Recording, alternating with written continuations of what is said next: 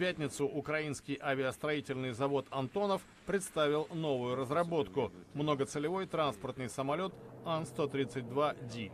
Машина совершила свой первый полет с заводского аэродрома в Киеве на летно-испытательную базу предприятия в окрестностях столицы Украины. Ан-132Д разработан в рамках соглашения с партнерами из Саудовской Аравии, заключенного в 2015 году. Он, как сообщается, отвечает требованиям эксплуатации в условиях жаркого климата и песчаных аэродромов.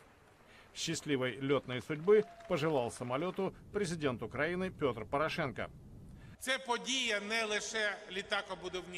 Это событие не только для самолетостроителей, не только в жизни завода Антонова, Киева и Украины. Это событие международного масштаба. То, что Украина сейчас способна запускать в небо новые качественные самолеты, свидетельствует об огромном потенциале, которым обладает наша страна. Украинские издания отмечают, что самолет, который заменит созданный еще в советское время Ан-32, будет производиться без российских комплектующих.